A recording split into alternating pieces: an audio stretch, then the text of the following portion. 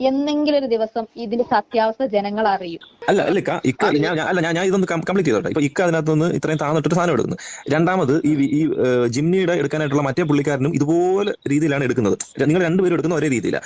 അതിനുശേഷം ബുള്ളറ്റ് എടുക്കുന്ന ആള് മുകളിൽ നിന്ന് എടുക്കുന്നത്. അതിനുശേഷം നാലാമത് ആക്റ്റീവ് എടുക്കാനായിട്ട് ഇടുന്ന ആള് അടിയിലേക്ക് കൈ ഇടുമ്പോഴത്തേക്കും തൊട്ടടുത്തിരിക്കുന്ന ആൾ അടിയിലൊക്കെ കൈ ഇടണ്ടെന്ന് പറഞ്ഞ് കയ്യിൽ തട്ടി മാറ്റും. ലൈവ് ഒന്നുകൂടെ നോക്കിയാൽ മതി.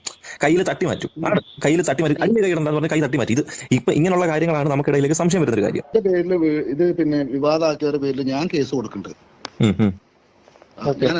ഞാൻ എല്ലാവരുടെ പേരിലും പിന്നെ ഇപ്പൊ എന്റെ പേരിൽ ആരൊക്കെ വീടിട്ടില്ല. കാരണം അത്രയും നമ്മളെ പൊതുസമൂഹത്തിന്റെ മുന്നിൽ നമ്മളെ പറ്റ അതായത് അവരുടെ പേരിൽ ഞാൻ തന്നെ കേസ് കൊടുക്കുന്നുണ്ട്. ഞാൻ ചോദിക്കട്ടെ, ഇപ്പം ഞാൻ ചോദിക്കുന്നത് അതല്ല.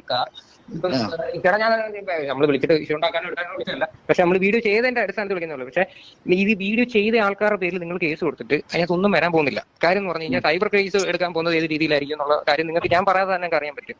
നിങ്ങൾ ചെയ്തത് ഒരു തട്ടിപ്പല്ല, ഞങ്ങളുടെ ഭാഗത്ത് ന്യായമുണ്ട് എന്നുള്ള രീതിയിൽ കാണിക്കാൻ നിങ്ങളുടെ ഭാഗത്ത് എന്തെങ്കിലും ആയിട്ടുള്ള തെളിവുകളോ എവിഡൻസോ ഉണ്ടെങ്കിൽ അത് നിങ്ങൾ പ്രൂവ് ചെയ്യുക.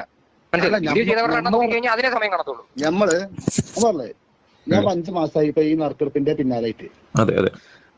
അപ്പൊ ആദ്യം ഒരു വട്ടം നമ്മൾ ഡേറ്റ് മാറ്റിയതാണ്.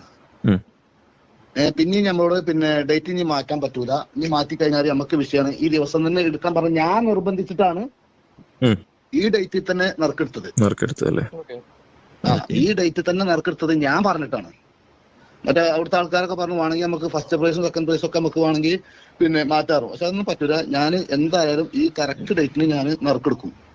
എനിക്ക് നാട്ടുകാരെ മുന്നിൽ പിന്നെ തലയെത്തി നടക്കാനുള്ളതാണ്. ഞാനൊരു കാര്യം ചോദിക്കട്ടെ. ഞാനിപ്പോ ഈ വീഡിയോ ചെയ്തപ്പോൾ എനിക്കുണ്ടായ 3-4 ഡൗട്ട് ഞാനൊന്ന് ചോദിച്ചോട്ടെ.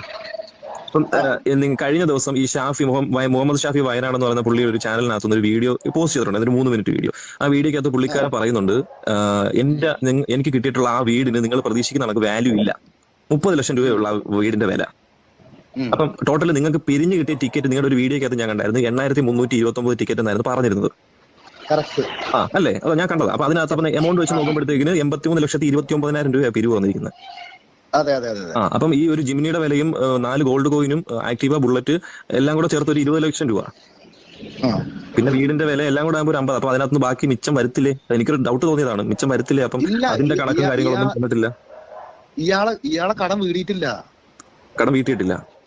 ഇല്ല, ഇയാളെ കടം വീടിയിട്ടില്ല. കാരണം ഇയാൾക്ക് 1.5 കോടി റുപ്യാണ് ഇയാൾക്ക് കടലത്.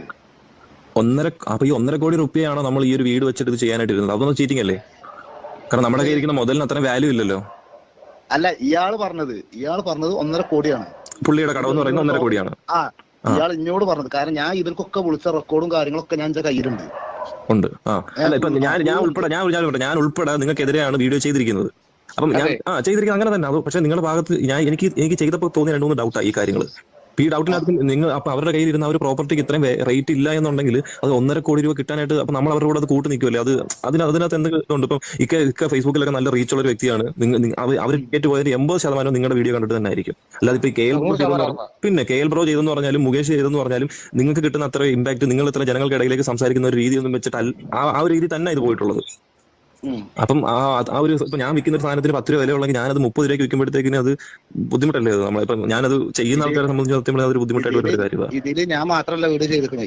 എനിക്കറിയാം ആരൊക്കെ ചെയ്തിട്ടുണ്ട്, അറിയാം. 3-4 പേര് നിങ്ങളുടെ മണ്ടയിലാണ് വന്നത്. ഏറ്റവും മണ്ടത്തിൽ നിങ്ങൾ കാണിച്ചത് ആ ഞാനെടുക്കേണ്ട ഒരു ആവശ്യമില്ലായിരുന്നു. അവിടെ ആരെങ്കിലും പൊന്നാര സുഹൃത്തെ, ഇത് അത്രയും ആൾക്കാരടിയിൽ നിന്ന് നമ്മളോട് ഇവര് നറുക്കെടുക്കാൻ പറഞ്ഞ ഞാൻ എന്ത് ചെയ്യാനാണ്? അല്ല,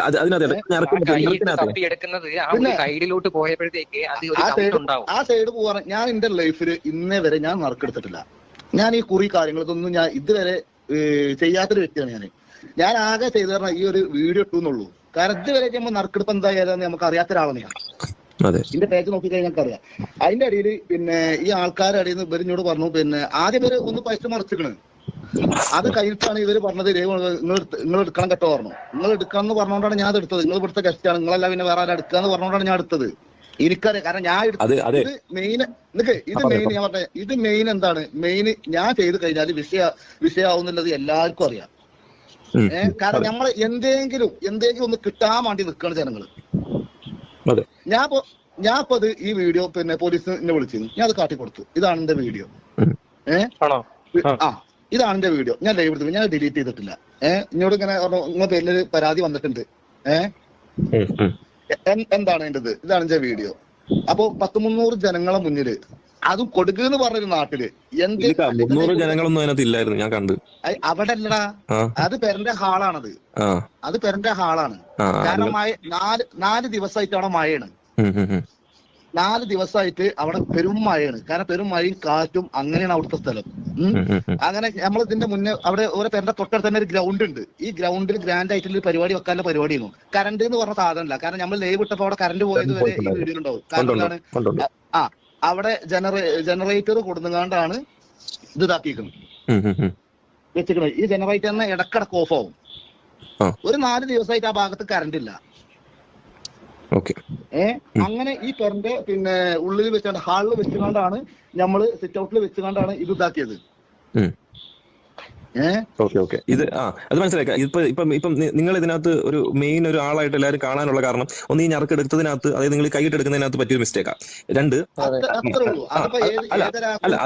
ഒരു സാധനം ഇല്ലെങ്കിൽ ഇത് ഇവിടെ ഒന്നും സംഭവിക്കത്തില്ല. അത് മാത്രമല്ല അല്ല അതല്ല ഞാൻ ഞാൻ എടുത്തിട്ടില്ല കുട്ടിക്കോളി, ഇതൊന്നൊരു വിഷയം ഉണ്ടാവില്ല. അല്ല ഞാൻ ഇതൊന്ന് കംപ്ലീറ്റ് ചെയ്തോട്ടെ. ഇപ്പൊ അതിനകത്ത് നിന്ന് ഇത്രയും താന്നിട്ട് സാധനം എടുക്കുന്നത്. രണ്ടാമത് ഈ ജിംനിയുടെ എടുക്കാനായിട്ടുള്ള മറ്റേ പുള്ളിക്കാരനും ഇതുപോലെ രീതിയിലാണ് എടുക്കുന്നത്. നിങ്ങൾ രണ്ടുപേരും എടുക്കുന്ന ഒരേ രീതിയിലാണ്. അതിനുശേഷം ബുള്ളറ്റ് എടുക്കുന്ന ആള് മുകളിൽ നിന്ന് എടുക്കുന്നത്. അതിനുശേഷം 4ാമത് ആക്റ്റീവ് എടുക്കാനായിട്ട് ഇടുന്ന ആള് അടിയിലേക്ക് കൈ ഇടുമ്പോഴത്തേക്കും തൊട്ടടുത്തിരിക്കുന്ന ആൾ അടിയിലൊക്കെ കൈ ഇടണ്ടെന്ന് പറഞ്ഞ് കയ്യിൽ തട്ടി മാറ്റും. ലൈവ് ഒന്നുകൂടെ നോക്കിയാൽ മതി, കയ്യിൽ തട്ടി മാറ്റും. അടിയിൽ കൈ ഇടണ്ടെന്ന് പറഞ്ഞ് കൈ തട്ടി മാറ്റി. ഇത് ഇപ്പൊ ഇങ്ങനെയുള്ള കാര്യങ്ങളാണ് നമുക്കിടയിലേക്ക് സംശയം വരുന്നൊരു കാര്യം. ഇപ്പം രണ്ടുപേരും അടിയിലേക്ക് കൈയിട്ട് ബാക്കിയുള്ളവർ അടിയിലേക്ക് കൈ ഇടുന്നില്ല. പിന്നെ അതിനകത്ത് മിക്സ് ചെയ്യുമ്പോഴത്തേക്കും ഏറ്റവും മുകളിലിട്ടാണ് മിക്സ് ചെയ്യുന്നത്, താഴേക്കൊക്കെ കൈ പോകുന്നില്ല. ഇപ്പൊ മുകളിലോട്ട് മിക്സ് ചെയ്യും. നമ്മളിപ്പോ ഒരു ബിരിയാണി എടുക്കുമ്പോഴത്തേക്കും മുകളിൽ മിക്സ് ചെയ്ത് ആ മിക്സ് ആയി നമ്മൾ എടുക്കുന്നത്. പക്ഷെ നമ്മൾ മുകളിൽ മിക്സ് ചെയ്തിട്ട് ഏറ്റവും അടിയിലേക്ക്